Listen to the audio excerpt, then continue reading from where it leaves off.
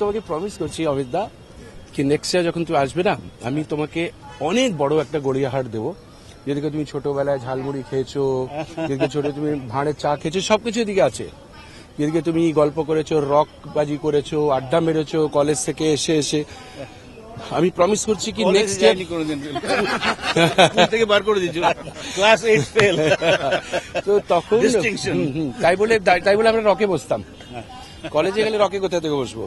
তো সেটা প্রমিস করছি নেক্সট ইয়ার আমার মেইন থিমটা হচ্ছে অনেক বড় গড়িয়াহাট, একটা নিউ মার্কেট, অনেক কিছু করব এদিকে, অনেক বড়। এখন তো এটা ছোট্ট, পুরোটা অল গুড উইশেস, আমি আছি।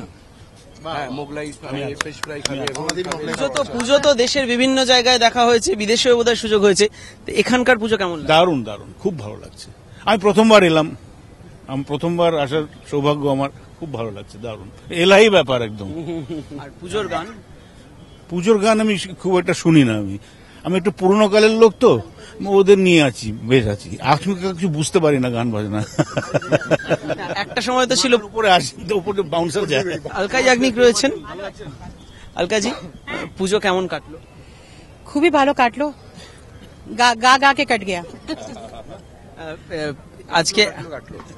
আজকে একেবারে বিষাদের সুর, তো আবার এক বছরের অপেক্ষা, দুঃখ হচ্ছে? হ্যাঁ, দুঃখ তো হয়। লাস্ট ডে মানে वो सब रौनक हल्ला गुल्ला गाना बजाना दर्शन करना ढोल। এদিকে এসে বেশি গান টান গায় না, আগে এসে ওই মাংস চপ আর মোগলাই অর্ডার করে, তারপর যেতে যেতে একটা ঝালমুড়িয়া চা খায়। এটা এক সত্যি কথা, একেবারে সত্যি কথা। আমি বললাম তো তার আগে মিথ্যে কথা বলে সব, এগিয়ে আগে বলে গান গাইবো না যতক্ষণ তুমি আমাকে মোগলাই আর মাংস চপ না খাওয়ালে।